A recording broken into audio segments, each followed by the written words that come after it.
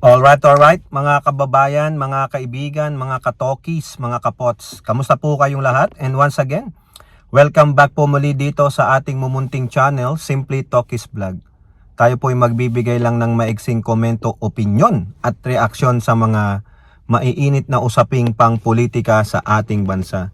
Pag-usapan natin mga kababayan, eto na naman sinampahan na po ng tambak na kaso ang inyong PTSD na Vice Presidente na si Sara Tokmol Putit Duterte. Habang siya po ay nasa ibang bansa, wala sa kanyang opisina tulad nung isang nagtatagong senador na sumasahod ng libo-libong, daan-daang libong piso pero wala sa kanilang mga opisina. No, napaka-entitled ng mga hinayupak na ito. No? Itong si Tokmol Sara Duterte ay nasa Netherlands. Siya po ay sinampahan ng tambak na kaso ng mga rights group, mga kaparian, no? Nandiyan po si Father Villanueva, si Father Robert Reyes ng Simbahang Katoliko at yung dating USEC ng finance na si Shelo Magno at yung iba pa ng mga rights group. Okay? Plunder, graft and malversation of funds, hindi lang kay Tokmol Sara Duterte, kundi sa marami pang mga dating nagtrabaho sa OBP at sa DepEd. Okay? Ngayon po, mga kababayan, yung isa po na sinampahan ng kaso na dating spokesperson ng DepEd nung nanunungkulan pa si Sara Tokmol Duterte dyan, yan po ay walang iba kundi si Attorney Michael Powa. Yan po yung spokesperson ng inyong BP noon sa DepEd. Nung nag-resign sa DepEd si Tokmol, nilipat naman yan sa Office of the Vice President. Ngayon, sangkot po siya. No? Sinama po siya ng mga grupong nag-file ng plunder, malversation at graft and corruption sa Ombudsman dahil mukhang umamin po yan No, doon sa Quadcom, noong sila po ay nasalang, ginawang resource person tungkol sa panunuhol, bribery. Dapat may bribery pa yan Oo, kayo naman kulang-kulang yung inyong penal na kaso. Nung itong si USEC Gloria Mercado ng DepEd, nung nilabas niya yung siyam na white envelope na sabi niyang naglalaman ng 45,000 pesos na galing di umano sa Tokmol ninyong Vice Presidente, umamin sila na naaabutan sila. Sinusuhulan sila ni Sara Duterte. Pati na po itong si Michael Powa nun, if I can remember. Umamin din siya, sabi niya nakatanggap din po siya ng white envelope. Pero hindi naman daw po palagi. So meaning, itong si Sara Duterte, no, kala mo Santa Claus na kayang-kaya niyang ipamigay ang daan-daang libo, milyon na mga pera sa mga tao na para lang pong candy. Oo, na hindi niya alam yan po ay galing sa taxpayers money na pinaghirapan na parang okay lang, Santa Claus naman ako, mabait ako. Oo, yan ang personification niya pero sa totoo lang, demonyo yan. Ngayon po si Attorney Michael Powa, nung nalaman niya na dinawit siya, sinama siya, sabi niya hindi niya pa nakikita yung nilalaman nung ikinaso sa kanya. Pero ang sabi niya lang, may request po siya sa ombudsman na maging impartial, maging fair. Sa palagay ko po, si Boying Rimulya, yung mga prosecutors dyan sa ombudsman, magiging fair naman yan. Yan naman ang gusto natin. No, since abogado ka naman, pwede ka nang magkaroon ng representation diyan kung ikaw ay iimbestigahan na. So tell the truth. Ang maganda pa nga maging whistleblower ka na rin. 'Di ba? Siguro tagal mo rin nagtrabaho kay Tokmol Sara Duterte.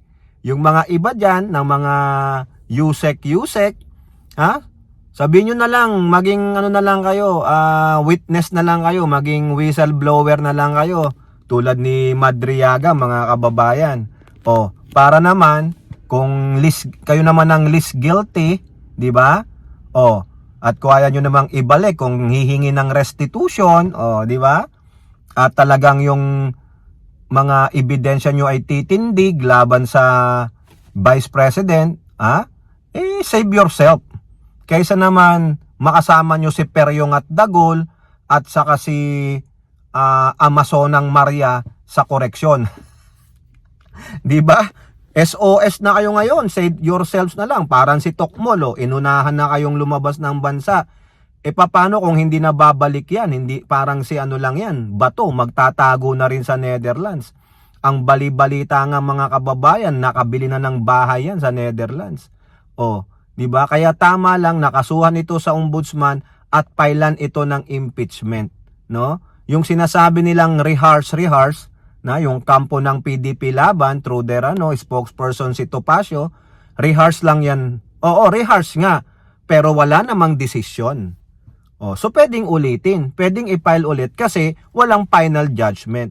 So, harapin nyo na lang sa tamang forum, hindi yung rehearse, wala akong pakialam. Ang tanong dyan, wala namang double jeopardy. Dahil hindi po yan nadinig, lalong-lalo na sa impeachment. Tama lang ito sa ombudsman. Mawawalang bisa na yung impeachment na pinahal ng mga rights group noong February 2025. So wala na yan. Moot and academic na yun, yung in-archive nila. Wala na. Kasi 1 year, yung prescribed period na 1 year, mababali, wala na yun. Ayaw rin naman kasing buksan ng Senado. Sabi noon ng ombudsman, hindi sila pwedeng umaksyon sa anumang kaso labang kay Tokmol. Kasi ang pagkakaalam ko po, sila Representative Joel Chua ng Tricom, nag-file sila ng kaso dyan, kaso hindi naksyonan. Alam nyo naman yung the worst ombudsman, sabi nga ng mga dilaw, ay si Samuel Martires. So, ako okay po ako dyan, no? Siguro naman, hindi naman magiging bias si ombudsman na kinakatakutan ni Amy Marcos noon. Kasi alam nila, pag gumalaw na si Boying Rimulya, lahat uungkatin, lahat iimbestigahan. Wala yung kotseng melaman na duffel bag na milyong-milyong pera, di ba Boying? Wala ka naman sigurong ganon. Wag kang tumulad sa predecessor mo na si Samuel Martires.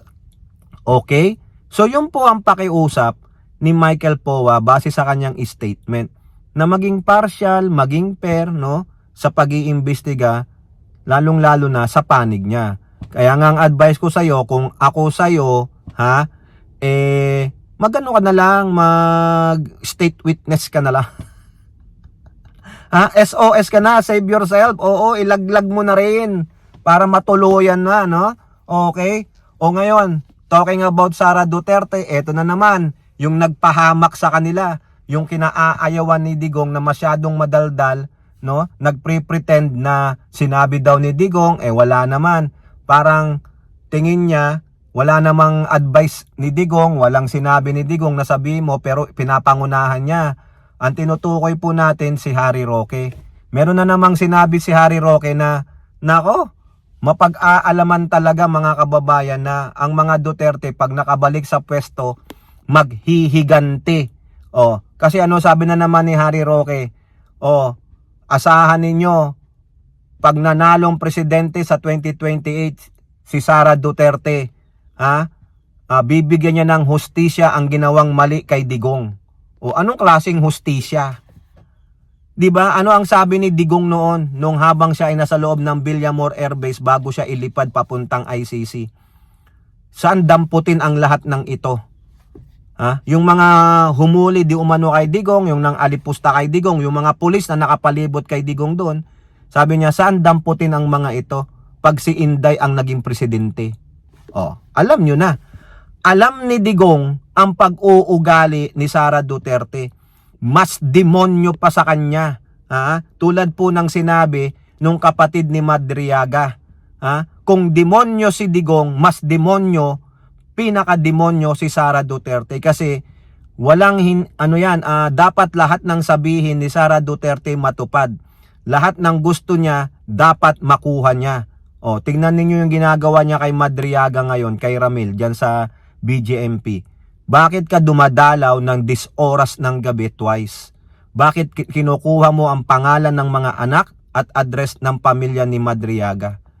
Ang balita pa nga ni Pebbles, meron na nga daw pong spy dyan si Tokmol na pulis na babae doon sa building na kung saan nakakulong si Madriaga. Oh, 'di ba? So yung sinabi ni Roque, incriminating na naman 'yan. Bibigyan daw ng hustisya ni Tokmol ang ginawa sa tatay niya pag nanalo siyang presidente. Anong klaseng hustisya?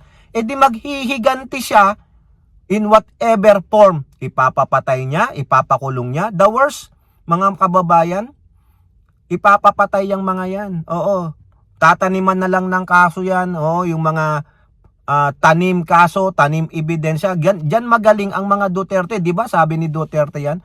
Ay planted evidences. Meron pa silang ginawa. Ay planted yung kaso. Diba? Diyan sila magaling. Kaya si Roque, daldal na naman ng daldal, lalong napapahamak ang amo niya. Yan ang hindi niya alam. Kaya nga galit si Panelo dyan eh. Napakasinungaling, napaka-intremidida, napaka-adelantado. Wala naman siyang go signal para sabihin yan. Sinasabi niya. Sabi niya, imbihap, ngayon, nang dahil sa'yo, nagsalita si Madriaga.